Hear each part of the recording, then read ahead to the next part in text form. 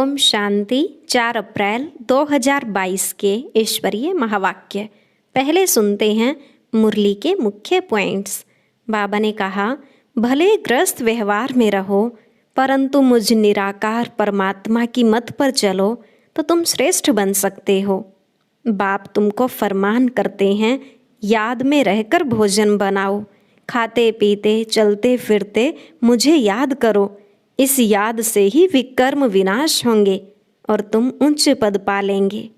तुमको स्वयं भगवान पढ़ाते हैं तो कितनी अच्छी रीति पढ़ना चाहिए। बुद्धि बाहर में नहीं भटकनी चाहिए, पूरा फरमान पर चलना है।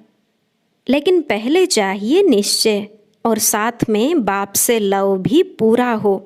कभी संशय नहीं आना चाहिए, निश्चय से ही विजय होती है। अभी स्थापना और विनाश का कार्य चल रहा है। तुम बाप से राजयोग सीखकर स्वर्ग की राजधानी स्थापन करते हो, वह फिर साइंस सीख विनाश की तैयारी कर रहे हैं। फिर बाबा ने कहा, अभी तो ड्रामा अनुसार दुख बढ़ता ही जाएगा। तुम्हारे सिर पर पापों का बोझा बहुत है, इसलिए रात को जाग कर भी मुझे याद करो तो तुमको बहुत मदद मिलेगी। लास्ट में बाबा ने कहा, तुम कर्म योगी हो, सब कुछ करते भी मेरे सिमरण में रहो। 24 घंटे में कम से कम 8 घंटे योग में जरूर रहना चाहिए। नर से नारायण बनने का पुरुषार्थ करो तो घर बैठे भी जबरदस्त कमाई कर सकते हो।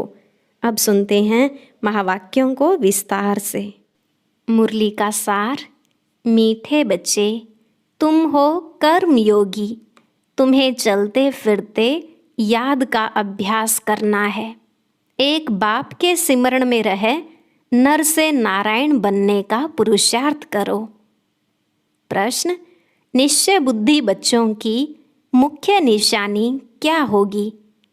उत्तर, उनका बाप के साथ पूरा पूरा लव होगा। बाप के हर फरमान को पूरा पूरा पालन करेंगे। उनकी बुद्धि बाहर नहीं भटक सकती। वह रात को जाग कर भी बाप को याद करेंगे। याद में रहकर भोजन बनाएंगे। गीत। तूने रात गवाई सो के, दिवस गवाया खा के। हीरा जन्म अमोल था, कौड़ी बदले जाए। ओम शांति। पहले तुम बच्चों को निश्चय होना चाहिए कि बाबा यहाँ का निवासी तो नहीं है, परमधाम से यहाँ आकर हमको पढ़ाते हैं। क्या पढ़ाते हैं? ऊंचे ते ऊंचा बाप, ऊंचे ते ऊंची पढ़ाई, मनुष्य से देवता बनने की पढ़ाते हैं।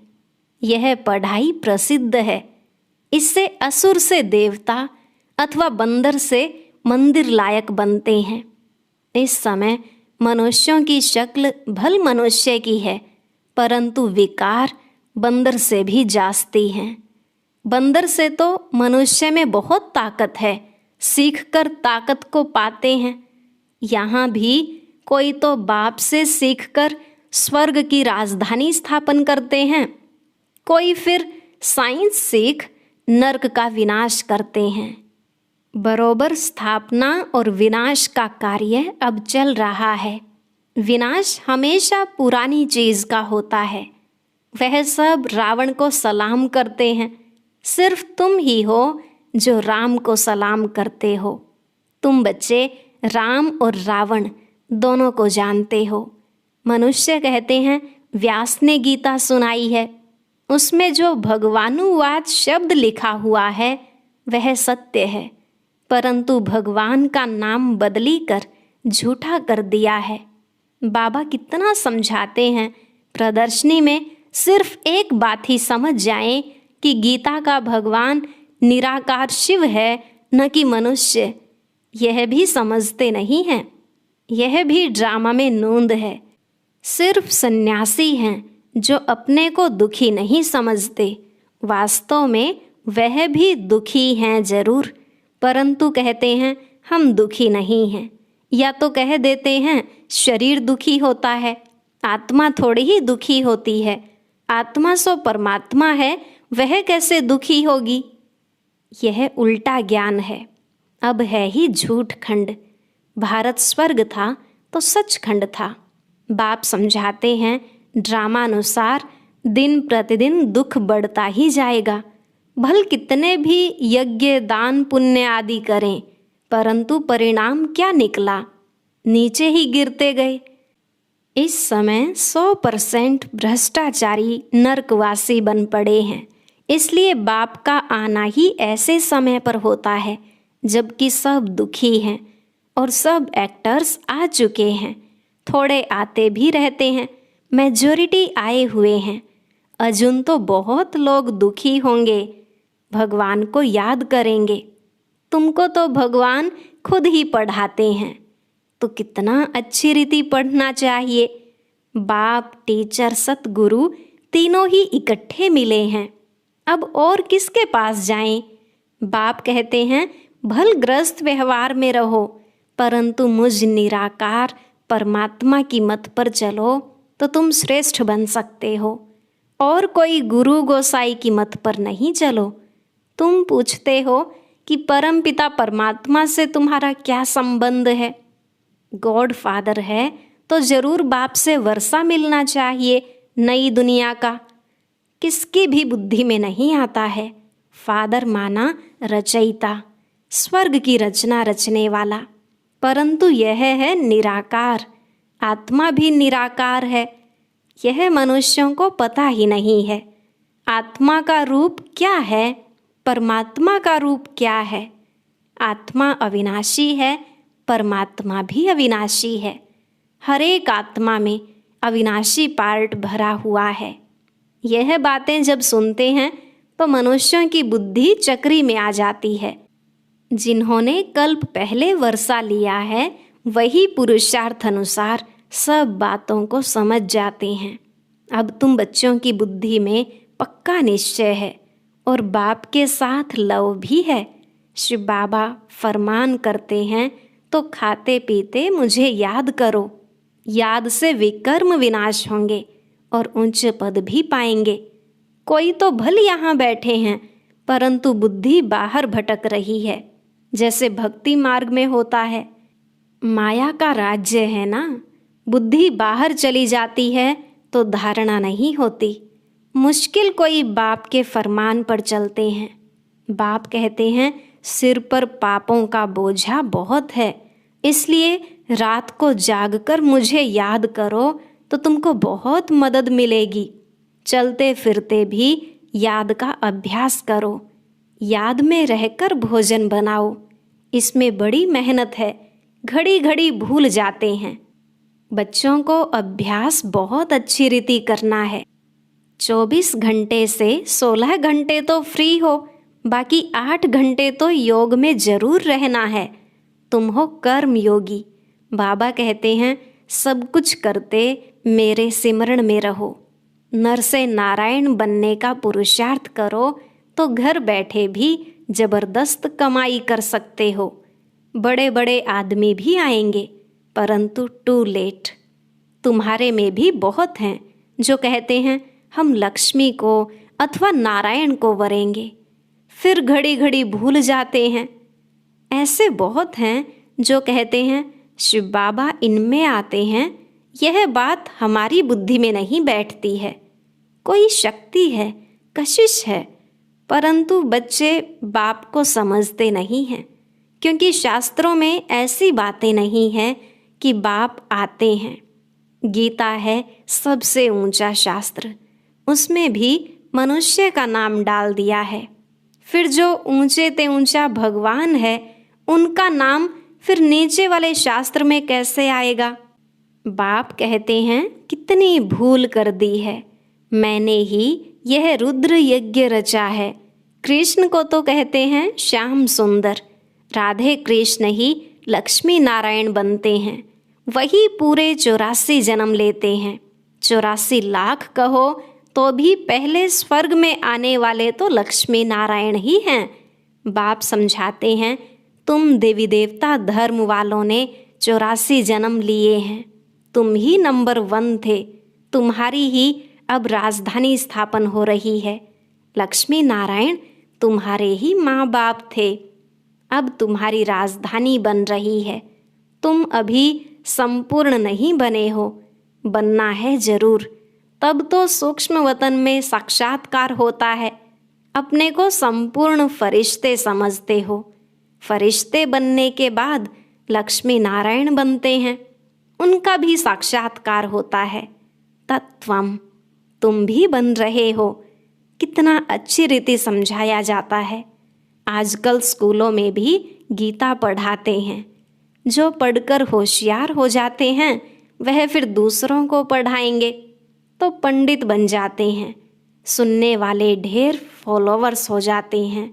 जबान मीठी है, अच्छी रीति श्लोक आदि कंठ कर लेते हैं, मिलता कुछ भी नहीं है। तमो प्रधान बन गए हैं। बाबा ही आकर सतो प्रधान बनाते हैं। सो भी नंबरवार पुरुषार्थ अनुसार ही बनते हैं। सब आत्माएं तो शक्तिवान नहीं हो सकती हैं। बाप को सर्वशक्तिमान कहेंगे, लक्ष्मी नारायण को नहीं कहेंगे। शक्ति की बात अभी होती है। अभी तुम राजाई ले रहे हो, अभी तुमको वर मिल रहा है। बाप कहते हैं अमर भव, जीते रहो। सतयुग में तुमको काल नहीं खाएगा, वहाँ तो मृत्यु अक्षर ही नहीं है। ऐसे नहीं कहेंगे कि फलाना मर गया, तुम कहेंगे हम पुराना बूढ़ा शरीर छोड़कर नया लेते हैं। महाकाल का भी मंदिर है, उसमें सिर्फ शिवलिंग रख झंडियाँ आदि लगा दी हैं। ऐसे बहुत पत्थर होते हैं जिनको सोना लगा रहता है, फिर घिस घिस कर बनाते हैं। नेपाल में नदी की रेती में सोना बह कर आता था। सतयुग में तुमको सोना बहुत मिल जाता है। अब तो सोना है ही नहीं, एकदम खलास हो गया है। खानियाँ सब खाली हो गई हैं। स्वर्ग में सोने के महल बनते हैं। फिर से हम अपने स्वर्ग की स्थापना कर रहे हैं। ऐसे बहुत बच्चे हैं, लिखते हैं बाबा हम आपके बन गए हैं, कभी देखा भी नहीं है। अभी तुम अमर लोक के लिए शिव बाबा से अमर कथा सुन रहे हो। निश्चय से ही विजय होती है, निश्चय भी पक्का होना चाहिए। अच्छा, मीठे मीठे सिकिलधे बच्चों प्रति माता पिता बाप दादा का याद प्यार और गुड मॉर्निंग। रूहानी बाप की रूहानी बच्चों को नमस्ते। रूहानी बच्चों की रूहानी बाप दादा को नमस्ते नमस्ते, गुड मॉर्निंग। शुक्रिया बाबा, शुक्रिया। धारणा के लिए मुख्य सार। पहला पॉइंट, निश्चय बुद्धि बन एक बाप से पूरा पूरा लव रखना है। बाप के फरमान पर चल, माया पर जीत पानी है। दूसरा, शरीर निर्वाह अर्थ कर्म करते कर्म योगी बनना है। याद का चार्ट 8 घंटे तक जरूर बनाना है। आज का वरदान, होली हंस बन व्यर्थ को समर्थ में परिवर्तन करने वाले फीलिंग प्रूफ भव। होली हंस बन व्यर्थ को समर्थ में परिवर्तन करने वाले फीलिंग प्रूफ भव। बाबा ने कहा सारे दिन में जो व्यर्थ संकल्प, व्यर्थ बोल, व्यर्थ कर्म और व्यर्थ संबंध संपर्क होता है, उस व्यर्थ को समर्थ में परिवर्तन कर दो। व्यर्थ को अपनी बुद्धि में स्वीकार नहीं करो। अगर एक व्यर्थ को भी स्वीकार किया तो वह एक अनेक व्यर्थ का अनुभव कराएगा, जिसे ही कहते हैं फीलिंग आ गई। इसलिए होली हंस बन व्यर्थ को समर्थ में परिवर्तन कर दो तो फीलिंग प्रूफ बन जाएंगे। कोई गाली दे, गुस्सा करे, आप उसको शांति का शीतल जल दो। यह है होली हंस का कर्तव्य। आज का स्लोगन, साधना के बीज को प्रत्यक्ष करने का साधन है बेहद की वैराग्य वृत्ति। साधना के बीज को प्रत्यक्ष करने का साधन है बेहद की वैराग्य वृत्ति। अब हैं मातेश्वरी जी के अनमोल महावाक्य। पहला पॉइंट है, परमात्मा को त्रिमूर्ति क्यों कहते हैं? मम्मा ने कहा, परमात्मा को त्रिमूर्ति क्यों कहते हैं? उन्होंने कौन से 3 रूप रचे? अवश्य उन्होंने 3 रूप ब्रह्मा विष्णु शंकर के रचे हैं। वह जब खुद आते हैं तो तीनों रूपों को अपने साथ लाते हैं। ऐसे नहीं कहेंगे कि उन्होंने यह 3 रूप अलग अलग रचे हैं, इकट्ठा ही रचे हैं, आगे पीछे नहीं रचे। तो परमात्मा ही कहते हैं कि यह रचना मेरी है, क्योंकि मैं साकारी, आकारी और निराकारी तीनों सृष्टि का मालिक हूँ। मैं साकारी लक्ष्मी नारायण देवता रूप में नहीं हूँ, वे तो साकारी दैवी गुणों वाले मनुष्य हैं। और मैं अव्यक्त देवता ब्रह्मा विष्णु शंकर भी नहीं हूँ। भल यह आकारी देवता पुनर्जन्म में नहीं आते हैं, मगर मैं वो भी नहीं हूँ। यह सारी मेरी डिपार्टमेंट है। जब मैं खुद आता हूँ तो सारी डिपार्टमेंट साथ में लाता हूँ और उन्हों द्वारा ही दैवी सृष्टि की स्थापना, आसुरी दुनिया का विनाश और नई सृष्टि की पालना कराने के लिए आता हूँ। मैं तो डायरेक्ट ऊपर से पवित्र आत्मा आता हूँ और मैं जिस मनुष्य तन में आता हूँ वह भी बहुत जन्मों के अंत के तमोगुण वाले हैं। उस तन में प्रवेश होकर उनको भी पवित्र बनाता हूँ, जिसका भविष्य जन्म सर्वगुण संपन्न 16 कला संपूर्ण श्री कृष्ण है। क्योंकि परमात्मा तो सर्वगुणों का सागर विक्रमाजीत है। उनसे सेकंड नंबर श्री कृष्ण बनता है, जिसके फिर अंत का जन्म ब्रह्मा तन है। परमात्मा के मुआफिक पवित्र आत्माएं कोई भी नहीं है। उन्हों को पवित्र बनाना पड़ता है, इसलिए परमात्मा को ही सुप्रीम सोल कहते हैं। दूसरी बात है, बिगड़ी हुई तकदीर बनाने वाला परमात्मा है। मम्मा ने कहा, अब यह तो सब मनुष्य जानते हैं कि तकदीर बनाने वाला वो एक ही परमात्मा है। परमात्मा को कहा जाता है तकदीर का मालिक। वो आकर हम आत्माओं की तकदीर बनाते हैं। जो बिगड़ी हुई तकदीर है उन्हों को नया बनाने वाला परमात्मा है। बाकी यह जो मनुष्य कहते हैं तकदीर बनाना व बिगाड़ना परमात्मा के हाथ में है, अब यह कहना सरासर भूल है। तकदीर बनाना परमात्मा के हाथ में है, परंतु जब मनुष्य उस तकदीर बनाने वाले को भूलते हैं तब उसकी तकदीर बिगड़ जाती है। गोया तकदीर को बिगाड़ना मनुष्यों के हाथ में है। जब मनुष्य अपने आप को भूलते हैं, अपने बाप को भूलते हैं, तभी मनुष्यों से उल्टा कार्य होने के कारण वो अपनी तकदीर को लकीर लगाते हैं। तो बिगाड़ने वाला हुआ मनुष्य और बनाने वाला हुआ परमात्मा। इसलिए परमात्मा को सुखदाता कहते हैं, न कि दुखदाता कहेंगे। देखो, परमात्मा जब स्वयं ही इस सृष्टि पर अवतरित होते हैं तो सभी मनुष्यों की बिगड़ी हुई तकदीर बनाते हैं, अर्थात सबको सद्गति दे देते हैं।